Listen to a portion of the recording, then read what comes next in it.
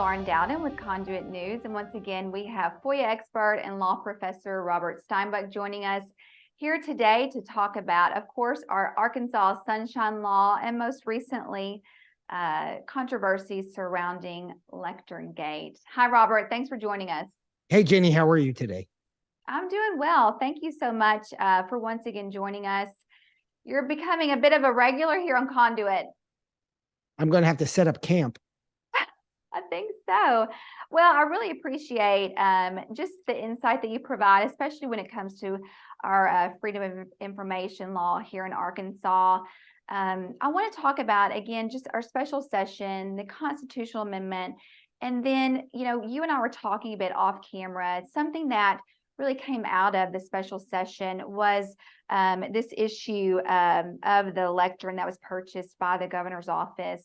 That was found through documents resulting from a Freedom of Information request by blogger Matt Campbell. Talk to us about that, if you will.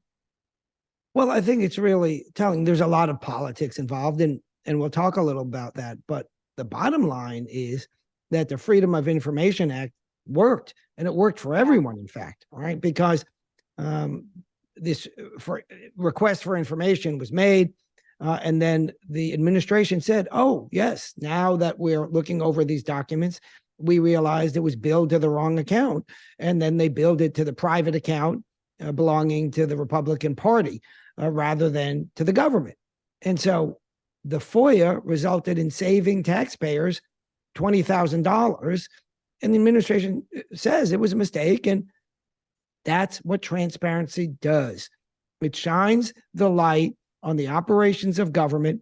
It doesn't necessarily reveal some malign behavior, but it can expose, which it can expose, of course, but it can also expose simple mistakes that, when corrected, inure to the benefit of Arkansans. And certainly the latter occurred here. So everybody should be pleased. Yeah. What is your take on the controversy, though? I don't even know what week we're in now. 2 or 3 regarding this lectern. And most recently, the governor was here in Northwest Arkansas, and she calls this lectern issue a manufactured controversy. But people are still upset about it. I think that some people say there's a disconnect regarding the purchase versus, that for disconnect with the average Arkansan, and how a lot of Arkansans are just struggling to put gas in their car, put food on their table for their family. To you, does it seem like it's a manufactured controversy? Well, part of it is I don't know. Because what's meant by that is you certainly see people on the left taking advantage of this situation and saying it's, the end of the empire. The Roman Empire is now falling. And of course, that's hysteria and nonsense. And the question is, we know there was a mistake. It was corrected. Is there anything more? If not, then the claims being made by those on the left, or at least some on the left, are manufactured, quite literally. So we don't know. And that's why, of course, a legislative audit almost inevitably, indeed, I will say inevitably, will be evaluating what occurred. And so she may be right. Certainly, I guarantee you that she's at least in part right, because some of the hysteria from the left on this issue clearly is not right. Whether there's something in between what we know now and what ultimately, or what occurred and what we will ultimately find out, we shall see. We shall see. Yeah, so Senator Hickey sent a letter to the audit committee, and he's requesting audits regarding the purchase of the podium or lectern. And then what I thought interesting, and I think this is great, I think that he is also requesting an audit into all matters involving the governor or the governor's office made confidential by Section 4A of Act 7. And that is referring to the most recent FOIA bill that was passed during the special session. And so that's a section of that retroactivity part And that was a part that Hickey really wanted in, that will allow the legislature to go in, that provides that checks and balances that we need, that separation of powers. And I think that I've heard often the governor say, well, I'm working with the legislators. And I think a lot of times that's good, right? We need that, but we also need that separation. We need that check. And I think that's something that all people should welcome, right? Indeed, right. We have three separate branches of government, and we have checks and balances amongst the three. And the legislature is supposed to examine, amongst other things, what's going on in the executive branch.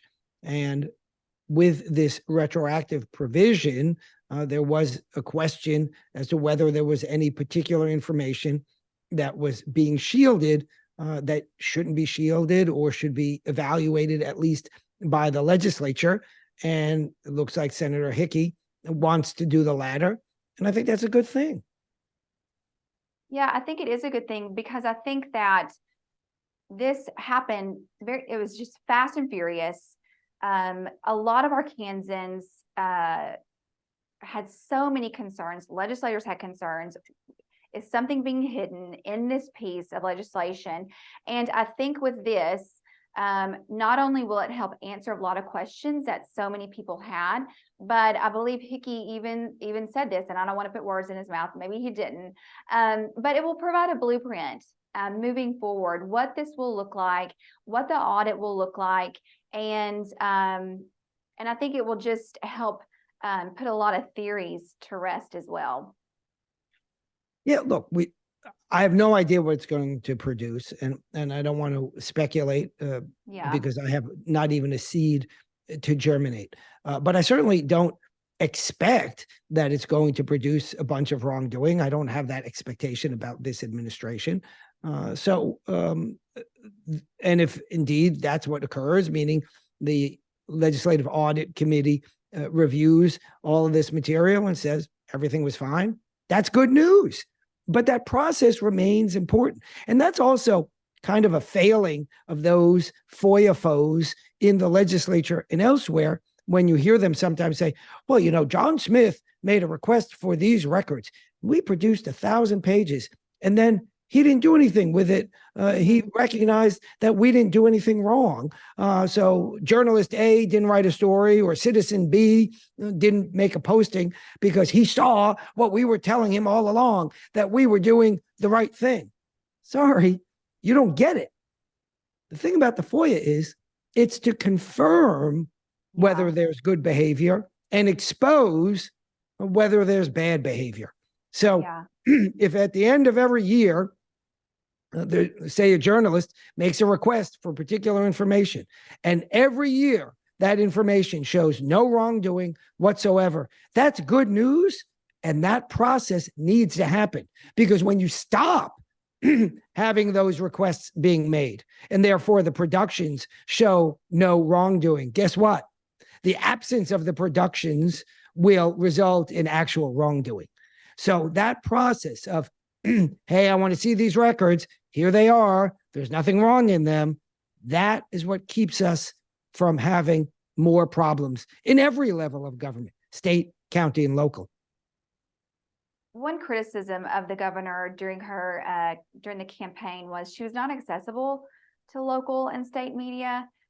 She really spent her time talking to national media. And I think that during the past several weeks with all of this, there's been so much speculation. There's been a lot of stuff thrown out on Twitter, X, whatever you want to call it. I still call it Twitter. And I think that it would have been really helpful, especially for conservatives and Republicans. And I can't help but think about these legislators who are going into campaign season, and this is going to be a really difficult thing for them, I think, at times to go into. But how helpful it would have been if there's no there. To me, this could have very easily been just squashed in a day or so. That it just could have been put to rest. And so it would be nice to see her administration or her office at times speak more openly to the people and to local and state media. And I know that there are a lot of people out there who wish that that would happen. I do think, though, that there's a little bit of like faux outrage at times.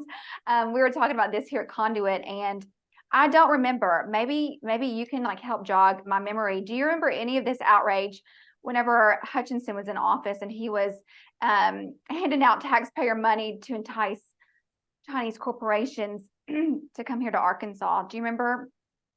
Right. Well, I think you're amount right. of outrage. Yeah. No. Look, as I said earlier already, I think a significant portion of these claims that are being made are entirely politically motivated. Now, I don't know what the underlying facts are other than what has been revealed, but some of the claims clearly are implausible at best. I mean, they're in fact fantastical. So it's clear that, as is to be expected, folks on the far left are going to make this the biggest issue, or try to make it the biggest issue. And the facts don't support that, with the caveat that we'll see if there are any other salient facts that come out pursuant to the legislative audit process. But as of now, those hysterical claims are just that. And the administration has pointed that out. But nonetheless, the FOIA is an instrumental tool in being a check on government. I'm contacted every day, perhaps at least every week, by requesters telling me how they are stymied by government actors who refuse to comply with the existing FOIA, no less one that would have been far further enfeebled had the original bill that was promoted passed. And I'll give you an example. There was a fellow from Hoxie, Arkansas, up in Northeast, and the city attorney there was stymieing his requests. He had requested an employment file for a police officer, which he's entitled to get, and 1 day of video when I gather, I'm not sure, but I gather some event occurred that he wants to see the video of.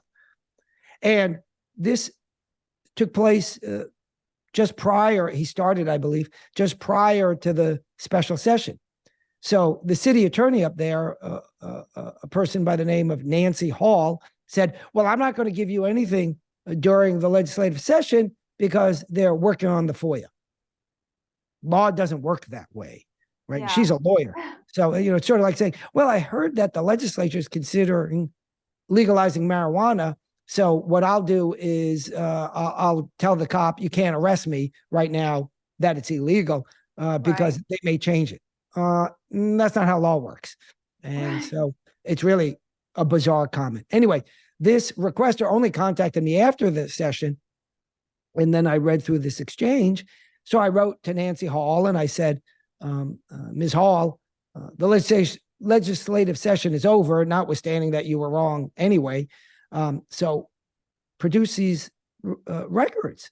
Yeah. So sure enough, she turns over the record for the personnel file, but then she says, I can't produce, and I won't, says Nancy Hall from Hoxie. I won't produce the recording because certain portions need to be redacted. She never said pursuant to what authority, and the law requires her to cite to an exemption when she's not producing records. She's never done so.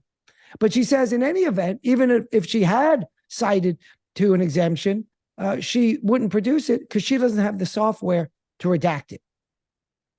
So, hey, citizen, says Nancy Hall, you go spend $600 and buy the software, and then we'll do it for you. Again, that's not how law works. In fact, the FOIA itself says the obligation is on the government to redact anything that it believes it may redact pursuant to the FOIA. So again, it's just make-believe, And I hear this all the time. And so you hear citizens often saying, excuse me, you hear legislators, at least those who are FOIA foes, saying, well, you see, the FOIA is abused Yeah, the FOIA is abused. And here's an example where it's abused by the government. And that's what we need to pay more attention to, because I don't hear enough legislators talking about that. And that's so discouraging, because I'm sure there are so many examples like that. And then the citizen, 9 times out of 10, will just give up, just move on, and then let it go. Give us an update, if you would, about the constitutional amendment that I know a lot of people are working on. Yeah. So I don't really have more detail yet. The last I've heard about it and have been consulted about it is they are working on a draft. And then the draft will be circulated to get comments before they make this proposal. And that's great news. The idea behind it is that we have seen of these very recent efforts to dramatically alter the landscape of transparency in Arkansas. And the Constitution is designed to sort of level out the highs and lows in lawmaking. That's why we put things in the Constitution. It's a damper, shall we say. And given what we've seen now repeatedly by some legislators, some well-known, by the way, to Conduit, who I think will wind up differently on Conduit's new rating scale, by the way. I knew you couldn't help yourself, Robert. Right. So I think Conduit will clean that up going forward. People just desiring to fundamentally alter the Freedom of Information Act under dramatically false claims that the revisions being proposed are minor. If someone says that the provisions that were being proposed at the end of the last general session, or initially during the special session, were minor, it's one of two possibilities, and only one of two possibilities. Either they're misleading you, or they don't understand the FOIA. And I don't know which it is, and I don't know which is worse. Yeah. And I think at Conduit, we have been going to those who are supporting that and are genuinely, earnestly asking the question, help us understand what it is that we're not talking about the changes that you and I talk about. FOIA is updated every year, tweaks, and that's not what we're talking about. What is it that drastically needs to be changed? We genuinely want to understand that. And one of the claims by those that are FOIA foes was what we need to make it more efficient. More efficiency in government, right? And the one thing that we know about government is it's never terribly efficient. It's not that we shouldn't want it to be efficient, but it's never terribly efficient. And there's no economic check on government like there is on business. If Walmart does bad business, they lose money. That's the check. Check on government is only transparency. So you take away transparency, and then you get efficiency like you had in Italy under Mussolini. The trains ran on time. The question is, where were they going? And the answer wasn't very good. I think, and we can wrap it up after this, right before the beginning of that special session, I had a legislator text me and they said, this is strange. I thought Conduit would have been for this, since it reduces government size due to reduced workload. Interesting. And I said, reduced workload. It'd be even faster if we did away with the legislature, and cheaper. I mean, listen, we're all for government efficiency, but at the expense of government transparency, that ain't going to be it. Well, we saved $20,000 alone on the issue we just talked about through transparency. So transparency is a money saving device. And, you see. Absolutely. Right. Up there in Hoxie, I don't know if it was pursuant to the FOIA, but they just fired the police chief because he decided to hawk a shotgun belonging to the police department when he was drunk. So whether that was disclosed pursuant to the FOIA or otherwise, I'm not sure. But that's the kind of stuff that's going to occur more without sufficient transparency. Absolutely. Well, Robert, hey, always so much fun to talk with you. Thank you. Keep us updated on things that you're working on. And we hope to have you back on again soon with Look forward to it. Thanks so much, Jenny.